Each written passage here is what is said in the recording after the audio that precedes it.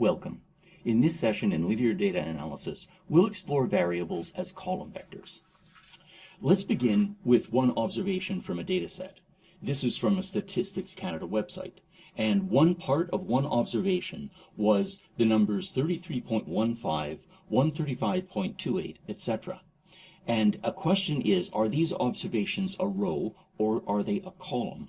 And the answer is it depends. It depends often, so this could happen throughout your career, is it will depend on what you want to do with these.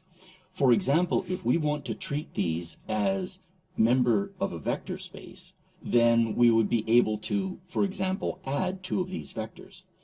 And we might be able to do that. One thing that we would like to be able to do, for example, is we would like to be able to add the same constant to all of them and have it be meaningful. If I was to add a 1 to this and a 1 to that, I would be changing this and this by a different scale factor. And if this was interpreted as the mass of an individual in kilograms, and this was the height of the individual in centimeters, then adding 1 to these might not have any useful semantics. It wouldn't necessarily make any sense. As a consequence, if this is an observation, we're going to treat this as a row object for the rest of our course. That means if an observation is a row, then that means a variable has to be a column vector. And why is it a column vector? Well, we can add columns. And we can scale columns. And so on. So that we can't do that if this is an observation. So not possible for an observation. And that's an important thing for us to remember throughout. So what this does is, the result of this is that in this course we will treat variables as columns, and we'll treat observations as rows. And in particular, what we'll often do is, if we have an observation, we might have an observation X, for example, and it might have a subscript 1. And to make it clear that it's an observation, what we'll do is we'll use the vector sign and we'll put a transpose on it. And that will mean that this is an observation rather than being a variable or a column. So let's take a look at that observation. So what we had was, we had the first observation was, and I'll just put this down, 33.15 and 135.28 and so on. And each one of these, so this is an observation. And what we do is we gather them. So gather into what we'll call a data matrix. And a data matrix is more or less what the user will provide us. And this will be a matrix A, and it will be all real numbers, and it will have m rows for m observations and n columns for n variables. So we need to keep these clear now. This is the number of rows, that's the number of observations. This is the number of columns, and that's the number of variables. So one way that we can represent our matrix is we can say that is the first observation, the second observation, and so on until we have represented all of the observations, and that is our matrix. Now, typically, what we'll find is that this will be a tall, thin matrix. That is, usually in our data analysis, there are more observations than there are variables. There are, however, applications where that is reversed. So now, suppose that we could also write that as a set of vectors.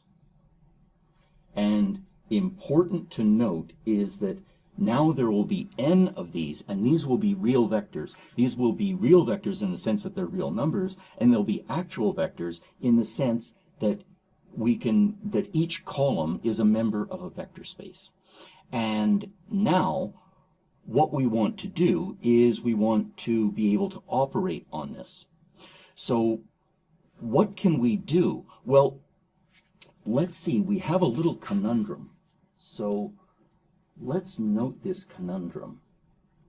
Conundrum is we cannot add observations. That is, now when I say that, what I mean is we can't add this observation and that observation. So to add,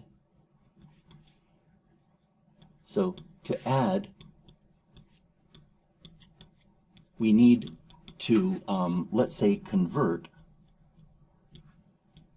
an observation to a real number. And for example, we might, so let's say example is use a real number, let's say to summarize, that's a good word, to summarize an observation. And if we were to try to do this for this observation, what we would see immediately is, well, we could add these numbers, but there are two immediate problems with adding these numbers. One is that they represent different variables. So this we're by hypothesis, this represents an individual's weight in kilograms, and this represents an individual's height in centimeters. And we can't add kilograms and centimeters, but what we can do is we can scale them into real numbers. So what we might do is we might try what are often called weights. And what that would do is that would take, for example, 33.15 and multiply it by weight 1. And then if we chose the quantities of weight 1 to be, for example, 1 over kilograms, then kilograms times 1 over kilograms, that cancels out and we just have a real number. So we might represent that scale factor in inverse kilograms, and then we might add 135.28 times weight 2, and weight 2 would be 1 over centimeters, and so on. And what we could then do is we could then have a summary of each of the observations. So now we can gather into this is we can say that these W's constitute a weight vector. And if there are n variables in our data, then this will have n real numbers in it. And what we were doing here was we were multiplying this entry times weight 1, this entry times weight 2, etc. If we did that for a second observation, a third observation, and so on, that would be multiplying the data matrix by the weight vector, and that would simultaneously give us a summary of each of the observations in our data.